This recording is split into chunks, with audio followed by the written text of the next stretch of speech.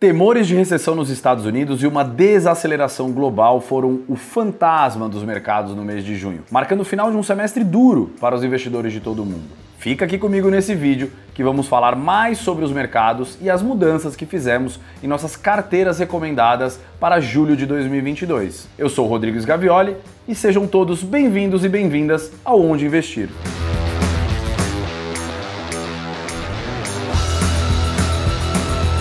Junho foi o mês em que os mercados pareceram ter abandonado a ideia que poderíamos apenas enfrentar uma desaceleração econômica global. Analistas, em geral, passaram a atribuir algum grau de certeza de que teremos uma recessão na economia americana, pelo menos nos próximos 12 meses. De um lado, temos a guerra na Ucrânia que está trazendo cada vez menos impactos ao mercado financeiro, mesmo que ainda tenha reflexos duros nas economias, principalmente de Europa e Estados Unidos. Dando uma trégua também, o pior momento dos lockdowns na China parece ter ficado para trás, com a redução dos números de casos de Covid e a reabertura das principais cidades do país. Entretanto, o grau de aversão a risco dos investidores só aumentou ao longo de junho, com as preocupações com o crescimento econômico, principalmente dos Estados Unidos, e a inflação, que ainda se mostra alta e resiliente. Powell, presidente do Fed, reforçou o compromisso incondicional do Banco Central de conter a inflação, mesmo reconhecendo que taxas de juros acentuadamente mais altas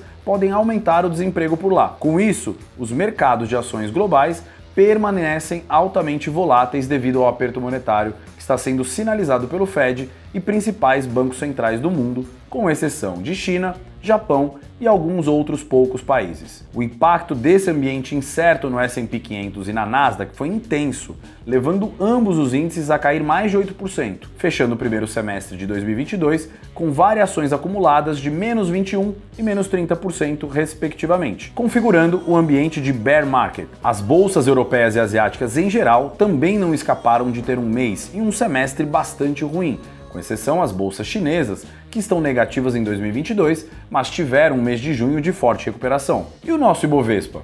Ele apresentou o pior desempenho mensal desde março de 2020, com menos 11,5%, o que levou a uma variação de menos 6% nesse primeiro semestre do ano. Outros índices, como o IFIX e o IDIV, também encerraram junho no vermelho, menos 0,88% e menos 8,38% respectivamente. Porém, com destaque ao IDIV, que ainda acumula retorno positivo em 2022 de mais 4,6%. Ainda por aqui, pudemos sentir não só os efeitos da crescente preocupação e quase provável recessão, mas também fomos impactados pelo aumento do risco fiscal. O mercado segue de olho nas medidas do governo que trazem expansão de gastos e corte de impostos para reduzir o impacto da alta de combustíveis. De qualquer forma, não houve mudança relevante nos níveis de inclinação das curvas de juros no mês, porque tanto nas taxas curtas quanto nas longas subiram por volta de 50 pontos base em relação ao fim de maio. Por fim, vimos uma maior volatilidade na taxa de câmbio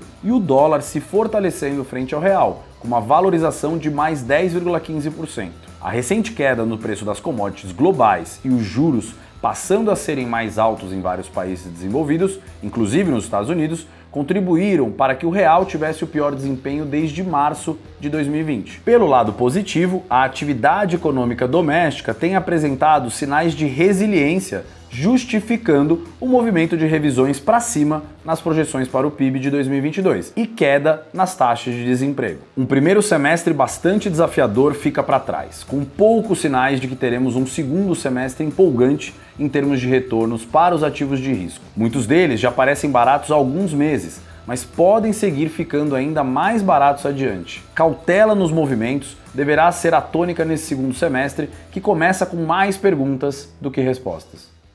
Bem, agora que já temos um pano de fundo do cenário atual, é necessário entender como todos esses acontecimentos se traduzem em mudanças nas nossas carteiras recomendadas. Em relação às carteiras mais conservadoras, essas seguem com seu perfil conservador, combinando ativos de alta qualidade, que na medida que o risco dessas carteiras aumenta, nós podemos ver uma exposição, mesmo que pequena, em inflação, multimercados, renda fixa global e renda variável. Na tela aqui nós temos o portfólio das carteiras precavida, cautelosa e defensiva, bem como a alocação por classe sugerida. Para este mês não temos alteração nessas carteiras. Quando entramos nas nossas carteiras mais moderadas e agressivas, dado esse cenário de alta volatilidade e incertezas, realizamos uma redução de risco. Para tal, reduzimos em 3% a alocação em renda variável global, buscando equalizar a proporção em renda variável global do tipo hedgeada, no caso com proteção cambial, e a renda variável global do tipo não hedgeada, no caso com exposição cambial. Esse movimento impactou as carteiras estrategista, visionária, energética e destemida. O valor dessa redução de 3% está sendo utilizado para realizar um aumento gradual na renda fixa global. Nesse mês foi um aumento de 1%,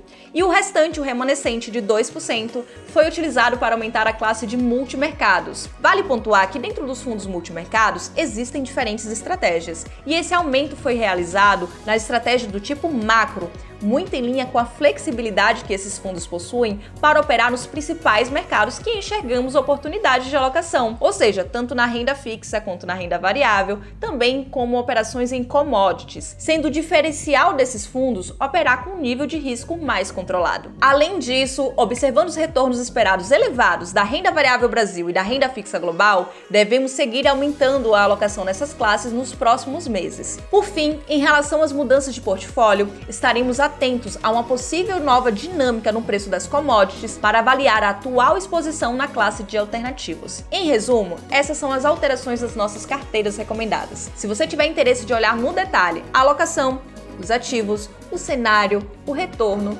basta acessar o QR Code que está aparecendo aqui na tela e acessar a área exclusiva para assinantes do Expert Pass, que possui um PDF com todas as nossas recomendações. E antes de finalizar o vídeo, fica aqui um recado para você, cliente XP. Se você tem interesse nos materiais aqui do nosso time de alocação, basta consultar o assessor vinculado à sua conta. Se você não tem conta na XP ainda, tem um QR Code aparecendo aqui na tela para te ajudar. Não perca tempo e comece a investir agora mesmo com direcionamento, segurança e tranquilidade. Mensalmente publicamos as atualizações das nossas carteiras no primeiro dia útil do mês e os retornos no quinto dia útil. Desejamos a todos bons investimentos!